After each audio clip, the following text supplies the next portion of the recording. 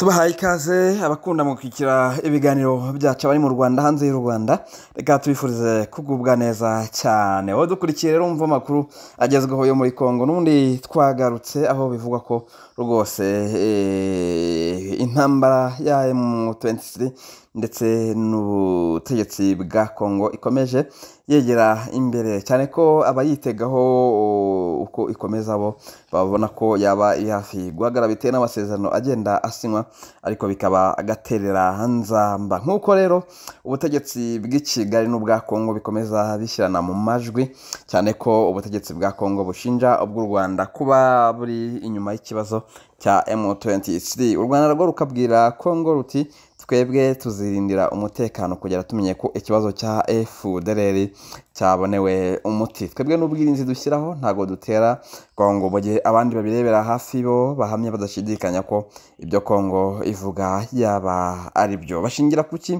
byemezwa n'abande. Ni gihe andi makuru nayo aherutse gutangazwa avuga ko General Byamungu ndetse na Wiri Ngoma, umuntu witwa General Makenga, yaba yarabataye muri yombi. Abazizi iki rero? Ibyo byose tugiye kubikurikira muri aya makuru yacu. Kubera iki FDLR kivugwa ko ari inzitizi ku mahoro mu karere ndetse mu bihugu bibiri cy'u Rwanda na Kongo. Ni mu gihe u Rwanda rushinja FDLR ubugizi bwa nabi, kandi bakavuga yuko ubwo bugizi bwa nabi rwose ibikorwa byabo bitegura bari muri Kongo. Niyo mpamvu u Rwanda rutazacogora mu buryo bwo kurinda imipaka yarwo. Ari hamwe ikibazo cy'umuhari FDLR kitoterwa umuti, ntago kirabonerwa umuti. U Rwanda rwo rukavuga ko mu gihe FDLR ikiri muri Kongo icumbitseyo, igifiteyo ibirindiro, itazahagarika kurinda ubwirinzi bwayo. Aya namwe mu magambo Perezida wa Repubulika y'u Rwanda yaherutse gutangaza mu kiganiro yagiranye n'umunyamakuru, avuga ko FDLR ari ikibazo ndetse giteje ikibazo kinini cyane ku butegetsi bw'u Rwanda, cyane ko n'umuvugizi wa leta yakunze kubigarukaho kuva kera cyane, uriya witabye Imana mu kurarinda. Siwe gusa na Minisitiri w'Ububanyi n'Amahanga Olivier Nduhungirehe yabigarutseho kenshi cyane, avuga ko umurwi w'abarwanya igihugu cy'u Rwanda FDLR ikomeje kuba ikibazo muri Kongo, ariko na Kongo ikabitiza umurindi kuko ibaho bitoreza ndetse ikabashoramo n'amafaranga, mu gihe Kongo yo ihakana ibyo yivuye inyuma. Ariko muzi w'ikibazo ababirebera hafi bakavuga ko mu gihe Kongo itayemera ibyo bintu ndetse inarandure ikibazo cya FDLR, amahoro adateze kuboneka mu karere k'iburasirazuba, cyane ko ni intambara mwagiye mubona yagiye ihuriza hamwe ibihugu nka Tanzania yohereje intwaro ndetse yohereza n'ingabo muri Kongo kugira ngo zijye gufasha ubutegetsi bwa Kongo. Afurika y'Epfo yohereza intwaro n'ibindi bihugu. Uburundi bwo murabizi bwohereje intwaro, kandi ntibuhwema kuvuga yuko butazarekera aho ngaho gufatanya na Kongo, kuko bahamya badashidikanya ko u Rwanda ruri gushaka uburyo rwatera Kongo, kandi ko rwatera Burundi, kandi ko bazanyura muri Kongo. N'amagambo yagiye agarukaho rero n'abakuru b'ibihugu buri bose bagenda bitana ba mwana, uko tubabwiye imibano y'ibyo bihugu byose kandi ntago yifashe neza. FDLR rero yungukiraho mu mirwano hagati y'u Rwanda na Kongo. FDLR nk'uko mukunda kubibwirwa n'abayobozi b'u Rwanda, bahamya badashidikanya ko ikubiyemo cyangwa se irimo abantu benshi bavuye mu Rwanda bakoze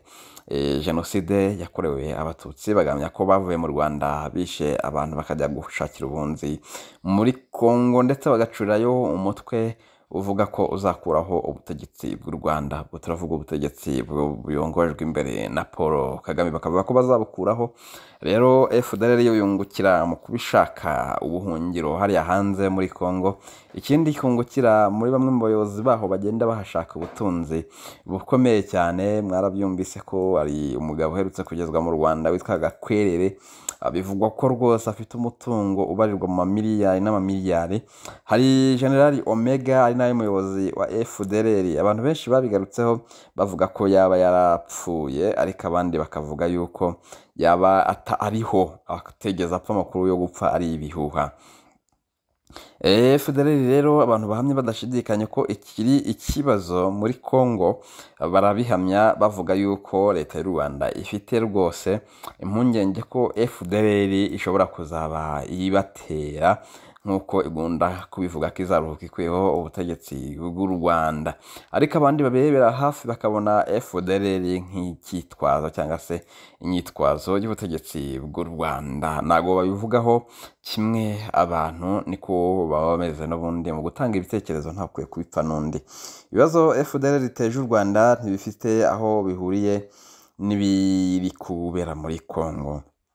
Nuko gahunda zimeze, cyane ko abantu bavuga ko ibibazo FDLR riteje u Rwanda bidafite uburemere ku buryo byageraho biteza intambara. Ni mu gihe abanyamurenge bamwe babona intambara ya Congo nk'ikibazo, abandi bakayibona nk'igisubizo, cyane ko nabo ubwabo bamaze gucikamwo ibice. Ubwo ndavuga abanyamurenge bacitsemo ibice, ndetse na M23 hari ababirebera hafi bakavuga ko iryo funga rya hato na hato ry'abajenerali rishobora kuzabamo gucikamo ibice ku bayobozi ba M23 ndetse n'inyeshyamba za M23 muri rusange.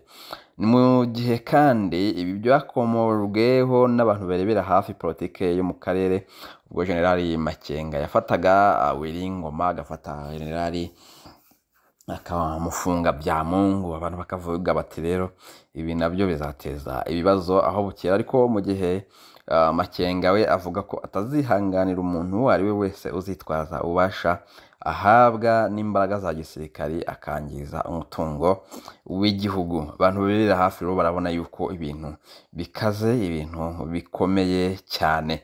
Abandi batese Uvira izafatwa ryari, ni ibibazo bikomeje kwibazwa cyane cyane cyane, mu gihe Uburundi bwo buryamiye amajanja buvuga yuko buzarinda nabwo paka bukanafasha Kongo, kuko buvuga ko Uvira gufatwa n'abarwanyi ba M23 ari ibibazo bikomeye cyane kuri Burundi, cyane ko perezida w'u Burundi Ndayishimiye Evariste yakomeje ahamya adashidikanya ko Uburundi bushaka guterwa n'u Rwanda, ariko bizaca n'ubundi muri M23, niko we abivuga.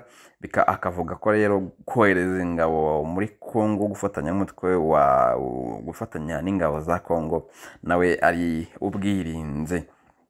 FDLR rero irasabwa iki? Leta ya Congo yasabye FDLR kuba yahagarika intwaro. Abantu benshi ibingibi babibonye nk'amatakirangoye cyangwa se nko kubeshya, bya bindi nyine abantu benshi bakunda kuvuga yuko politike ari agakino gakomeye cyane. Mu gihe inama iherutse kuba yahuje abakuru b'ibihugu ndetse na Perezida Paul Kagame yarayirimo i Buruseli mu Bubiligi, Tshisekedi cyangwa se perezida wa Congo yagaragaye avuga amagambo asa nk'utakira perezida w'u Rwanda, amubwira ati ikibazo kiri mu burasirazuba bwa Afurika kiri hagati yanjye nawe, tubishatse twagikemura nyakubahwa, mu gihe rwose iriya mitwe yitwaje intwaro ushyigikira wabwira guhagarika intambara yahagarara kandi bakumvira, ndabizi neza. Mu gihe Rwanda nabwo bisaba Congo kuba rwahagarika gukorana na FDLR byeruye, ndetse n'abarimo bashakishwa n'ubutegetsi bw'u Rwanda bakaba bakoherezwa mu Rwanda nk'uko bikunda kugarukwaho. Rero leta ya Congo yagaragaye isa nk'iburira cyangwa se nk'ibwira FDLR gushyira intwaro hasi. Abantu benshi bayibonye nko kwiyerurutsa, kuko igihe FDLR imaze muri Congo bivugwa cyangwa se biboneka yuko nta kintu ubutegetsi bwa Congo bwayikoreye cyangwa se bwabikozeho kugira ngo ibe yahagarara. Intambara rero ihatse iki? Izarangira ryari? Ko uko bukeye nuko bwije amagara y'abantu akomeje kugenderamo, ubuzima bw'abantu bukomeje kugenderamo bw'indengakare bw'abantu barengana, ubw'abasirikari ku mpande zombi yaba M23 FDLR bakomeza kugenda baburira ubuzima. Abantu bakibaza rero iyi ntambara izarangira ite? Abantu bayitegamwo iki? Izarangira bigenze bite?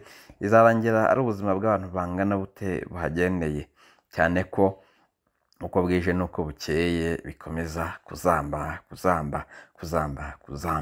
Impamvu rero FDLR idashobora kuzimanganya nuko FDLR icyo irwanira muri make nakikubwiye. FDLR irwana kugira ngo abarimo bakoze ibyaha bashakishwa na leta y'u Rwanda ntibizakomeze kwishakisha nyine n'abantu bitwaje intwaro uko byagenda kose hari impamvu ifatika yatuma leta y'u Rwanda itabageramo uko yiboneye FDLR kandi ikindi ihari nk'ishaka ubutunzi nakubwiye ko bano bajenerali bari hariya mu by'ukuri bafata amafaranga habo bakayohereza mu bihugu bimwe na bimwe cyane ko iyo urebye cyangwa se ugenzuye usanga abana babo abagore babo batari muri aka karere intambara iberamo usanga bibereye i Burayi ngira ngo mwarabibonye umugore wa Wiringoma ejo bundi mwamubonye ari hano i Goma aho bivugwa ko ndetse yari yanaje kugira ngo babone uko bafata zahabu